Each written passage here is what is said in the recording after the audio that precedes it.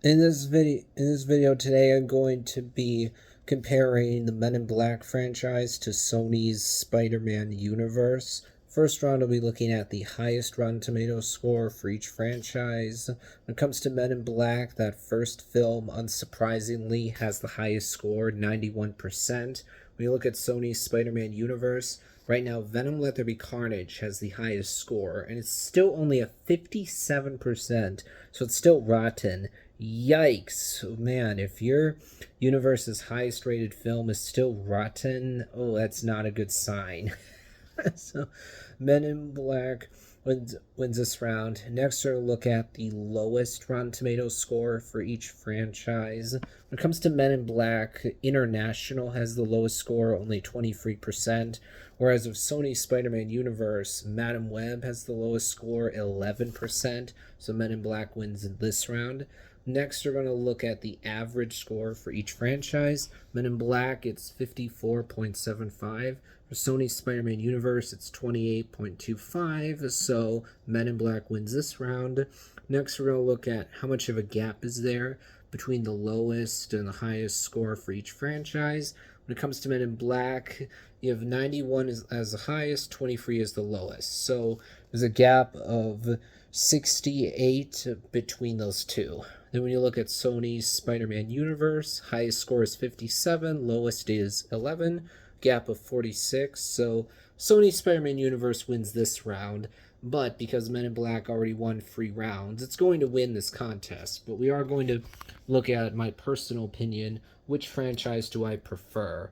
And I would definitely say Men in Black. This is a pretty easy one because that first Men in Black movie, I think it's pretty obviously better than any film in Sony's Spider-Man universe. I think that Venom Let There Be Carnage is a fun comic book B movie. It's not fantastic. The story and characters are nothing great, but that film gives me more of what I like from the Venom movies. That's the bromance between Eddie Brock and the symbiote. You have more lighthearted moments. I like the way that the second film ends. I like the fact that now Annie and actually her fiance as well are getting in on the action. Annie at this point is totally unfazed. By the time you get to Venom Let There Be Carnage, she's talking right to the symbiote. It's no longer a big deal for her.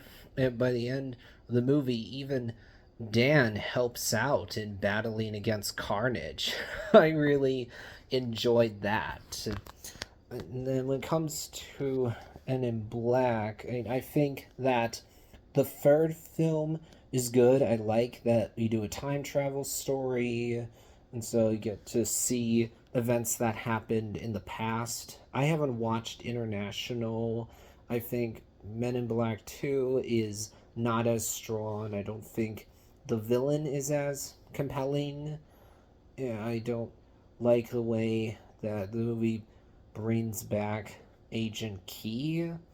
With Sony's Spider-Man universe, I think that they have not put out a great film yet. The best they've been able to do is just make a fun, entertaining movie like Venom Let There Be Carnage. I think the first Venom has entertainment value to it because of that relationship between Eddie and the symbiote. There's some good action in here, and specifically thinking of that motorcycle chase. But when you just think for a minute about how exactly the movie goes about getting the symbiote to Eddie, it's like this is really overcomplicated. I mean, the movie has the symbiote jump between people. It takes months for the symbiote to get to where Eddie is. What? This could have easily been simplified to just make the movie better, to make it flow better, so that we can get to the stuff that I want from a Venom movie faster, to make the movie more fun so it doesn't drag as much.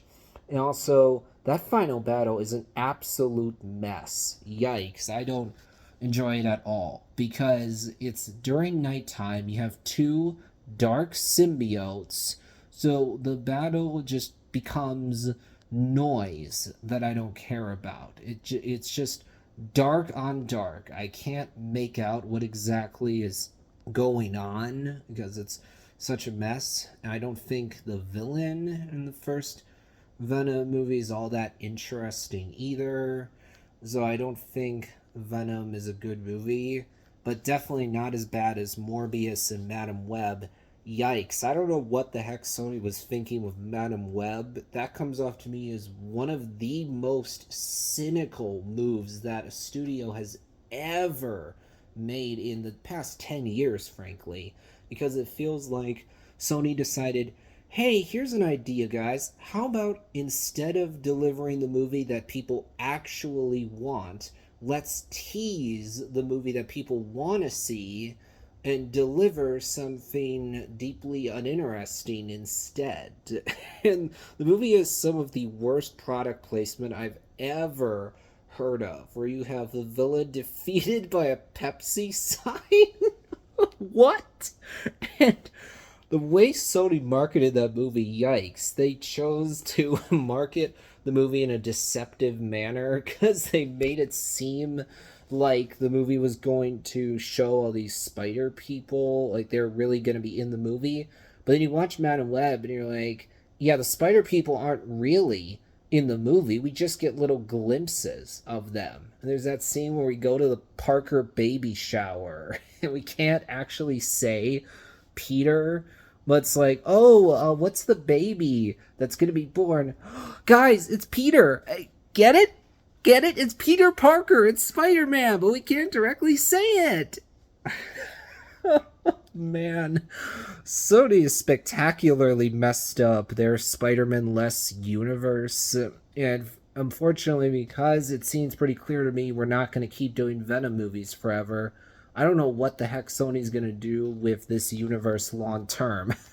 So, I definitely prefer Men in Black franchise because it has that first film, which is great. I like the third film. Don't like Men in Black 2 as much.